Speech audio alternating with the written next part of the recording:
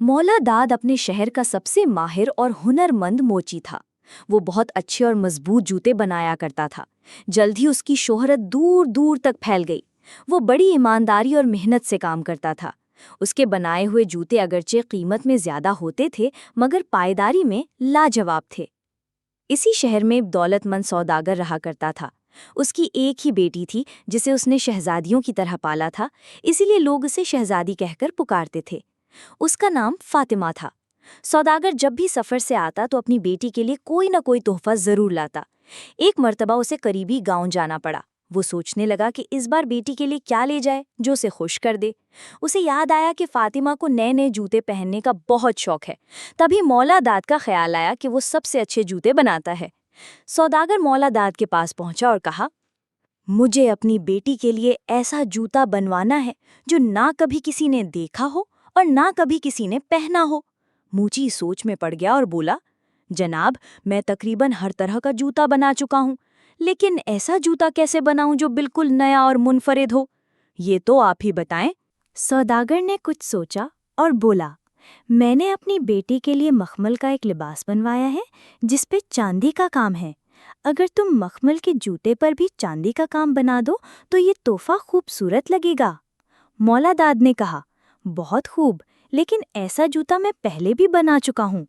अगर आप चाहें तो पूरे के पूरे जूते चांदी के बनवा सकते हैं। ये अनोखा होगा। सौदागर ने कहा, लेकिन इससे तो बेटी के नाजुक पांव जख्मी हो जाएंगे। मोची बोला, नहीं जनाब, अंदर मखमल लगा दूंगा और किनारों पर भी नर्म कपड़ा होगा। बाहर चांदी का काम करूंगा। आखिरकार बात तय हो गई और मौला दाद ने वादा किया कि 10 दिन में जूते तैयार कर देगा। सौदागर ने कहा, कीमत की फिक्र मत करना, बस बेहतरीन जूते बना देना। चुनाचे मोची ने चांदी खरीदी और खूब मेहनत से काम शुरू कर दिया। दूसरी तरफ फातिमा एक निहायत ज़हीन, नेक और रहमदिल लड़की थी। वो रोज़ाना बाग में बैठकर कुरान पाक की तिलावत करती, शुक्र अदा करती और दुआएं मांगती। 8 दिन गुजर गए और वो अपने वालिद को याद करके उदास रहने लगी। आखिर 10वें दिन सौदागर लौट आया। मौला दाद के बनाए हुए जूते इतने हसीन थे कि देखने वाला हैरान रह जाता। सौदागर ने मोची को मुंह मांगी कीमत दी और जूते बेटी के लिए ले गया। फातिमा ने जब वो जूते देखे तो खुशी से निहाल हो गई। उसने फौरन मखमल का लिबास पहना और चांदी के जूते पहनकर अपने वालिद को दिखाया। सौदागर फख्र से बोला, आज तो हमारी बेटी सच्ची मुच्ची शहजादी लग रही है। अगले दिन भी फातिमा ने वही जूते पहने। इसी दौरान एक बूढ़ा फकीर खाने के लिए आया। खादिमा ने उसे खाना दिया, लेकिन उसकी परेशानी कुछ और थी। जब फातिमा ने पूछा तो उसने बताया कि वो फकीर नहीं बल्कि एक मजबूर बाप है। उसकी बेटी के पांव पर एक खतरनाक बीमारी है और हकीम ने कहा है कि अगर चांदी के जूते पहनाए जाएं तो इलाज मुमकिन है। फकीर रोते हुए बोला, बेटी, भला चांदी का जूता भी कभी होता है? 3 दिन से लोग मेरा मजाक उड़ा रहे हैं। फातिमा का दिल भर आया। उसने सोचा कि ये वही जूते हैं जो मेरे वालिद ने मुझे तोहफे में दिए। पहले दिल ने कहा ना दो, मगर फिर उसे कुरान की वो आयत याद आई कि अल्लाह की राह में कुर्बानी तब तक कामिल नहीं जब तक अपनी सबसे अजीज चीज़ कुर्बान न करो। चेहरे पर मुस्कुराहट आ गई।